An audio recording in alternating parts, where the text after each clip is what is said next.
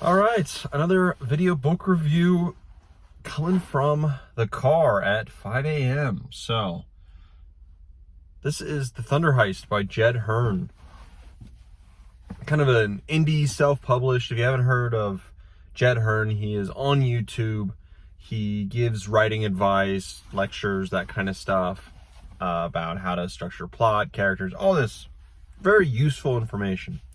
And I've obviously come across his stuff. From there, he actually recommended, if you want a fast-paced read of his to really get what he is going after, go for Thunder Heist, not his latest, which is a dragon fantasy, which would have been bad for me anyways. Like a Dragon Fantasy Academy thing called... who knows? Anyways, forget it. This is the Thunder Heist, and it's again, it's fast-paced, just a couple hundred pages, maybe 300 if I had to guess. I wouldn't know, but it's very short. Very short chapters as well. Some of them being like 2 minutes long, some of them being, you know, I think the prologue is 12 minutes, but everything after that is less than 8 minutes long. So, very short chapters. Yeah, it is a strange fantasy because it is like taking place in a world with monsters where every human being is now on floating cities, on boats and things, because the land surrounding it is just filled with beasties that you never really see. You don't even hear about them very much, just that there are beasts and you don't go on land. And yeah, that's kind of it. There are guns. There is working electricity. There is also like there's like scissor lifts and things in this, which is strange. But I couldn't wrap my head around like the fantasy aspect of this. I get like there are these channelers who can obviously, like, lightning comes down and they can harness a bit of that electricity, but like it's not like a known thing. So I guess people think that there are batteries or generators or something. So I just don't understand a lot of how that works, of how this world works. Is it like, and they're very aware that there were space going people and people before them, so how do they know that? Like it's just a known thing. There was a lot of exposition given here, that an exposition not where I felt, okay, I don't know how the character knows this, I don't know how the world knows this. This world kind of feels, and the actual societies and everything going on, it felt like a weird limbo between modern day and like a Renaissance kind of feeling. And I don't know, I didn't really vibe with the setting, nor did I vibe with the characters. I'd say the setting itself and how Jed fleshed out the world through descriptive words and sentences was good. Like I was getting a clear picture of what was going on, and I had a good idea of how the world felt, but the characters themselves kind of felt thin, felt a little bit hollow. And I've seen some of his videos on character building, and I could see, and and he uses examples from other books, and it makes sense. But him as a writer, I guess, and obviously he's not written a million books, so he's probably getting better and better.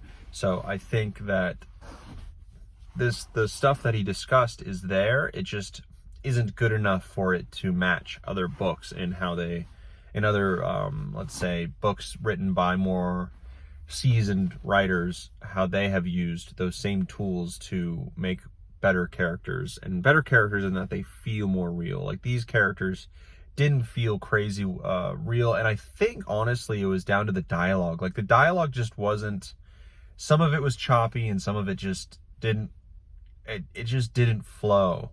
How the dialogue was interwoven with the the rest of the world building or the rest of the scene setup or whatever else that is trying to be accomplished through his writing and word choice, the dialogue didn't seem to flow with it as well as in other books.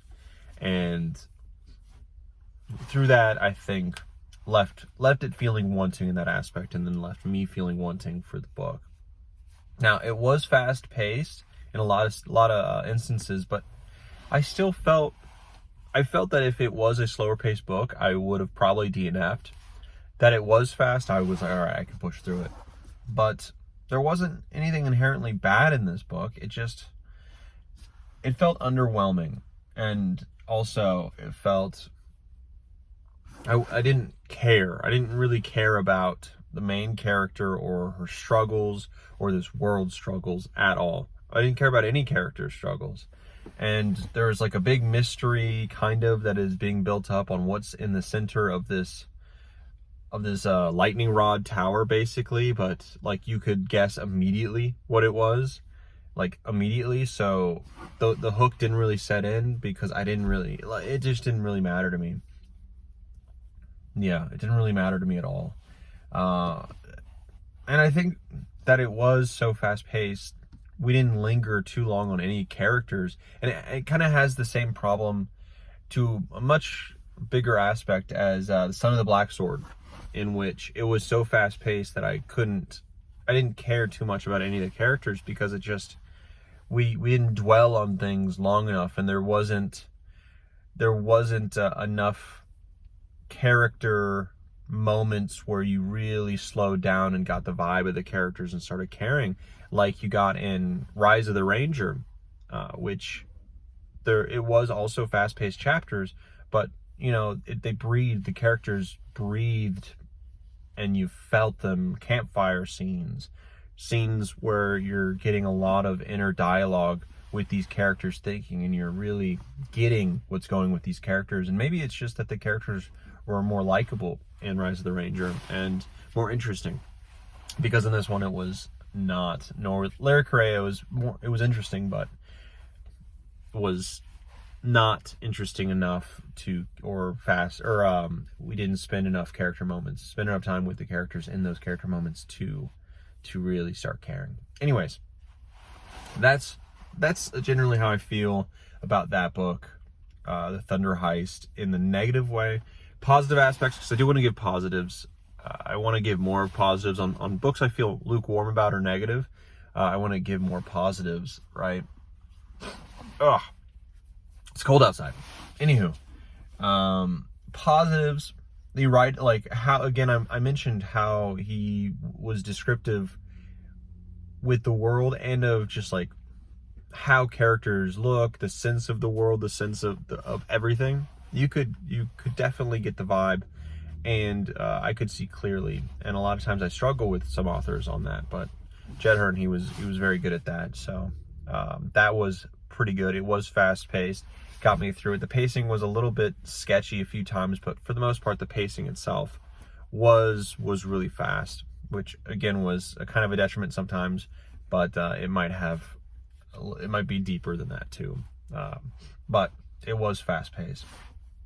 It was unique in that, like, its setting was very unique in how this world worked. And there's like Gillers, there's these flying dudes. It's very strange, but also unique, where you're not feeling like we're rehashing something else too much. Like this felt new and unique, and there, in some cool ways. There were some cool things here. I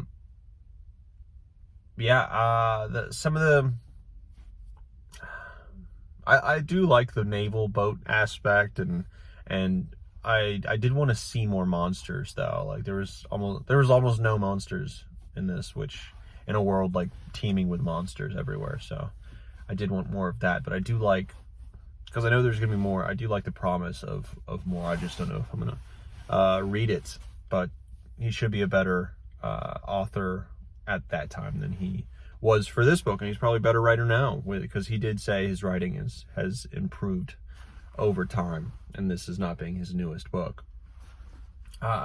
Yeah, I mean that's most of what I can say about it. It did its It did its job. It's like if you go to, I don't know, you go to a TGI Fridays or something on that caliber. We're not eating fast food. We're not eating something that's like incredibly low quality. You're eating at a place that, you know, the setting is good. The setting, you really feel like they put some time and effort in this setting, whether it be a TGI Fridays or something like a Carrabba's or something, where it's, you see what they're going for and they're doing it, you know, relatively well. I feel like I'm in an Italian restaurant when I'm in Carrabba's, right? Or I feel like I'm in an interesting kind of bar American fare place with TGI Fridays. It has its own look. But the meals themselves, they get the job done, right? And you're like, you order a steak and you're like, oh, that tasted like steak. They cooked it medium rare, hopefully, when you asked for it. But the quality of the steak maybe isn't as good as you would find at a real steakhouse, right? That's kind of the best way I can describe that. And like there is always room for TGI Fridays. There's always room for books like this. But unlike TGI Fridays, Jed Herne is getting better, as he says, and he has the ability to get better. So, you know, maybe his next book, which I haven't read, or the books after this will be good steakhouse quality, but didn't happen with this book, sadly. And I really wanted to like it, and I really wanted to love it, but for me, it just ended up lukewarm. I would go with a 6.4. 6.4 out of 10. My lowest rating in a while, and yeah, could be better, but not the worst thing ever. Above par, above 5, so we're at least up there. Didn't DNF it, so we're there. Yeah, the last book, actually the book that did it worse, all of this stuff way worse, and I did DNF recently, was a memory called Empire, I think, something like that, by Arcady something, and it won some book awards and things like this, or it was a nominee for all these things. It did all of these things worse than Jed Herne, like all of them worse. It was like the setting was kind of poorly set up in a lot of ways. The character was uninteresting. All the dialogue was far choppier and worse. My ability to care for anything that was happening was so little. I DNF'd like chapter 4, something like that. So I didn't quit like the first chapter in, but I only got a few chapters, right? So all of these things were done worse in that book than in this one. So I think this was right on the cusp of anything below a 6, I'll probably DNF. So this one just really moved over the edge, which was good. I'm glad I finished it. It's fast paced. You'll get it done in a couple days, right? But that's my review. Hopefully the next one I get a little bit more pumped for. So on to the next book. On to the next one.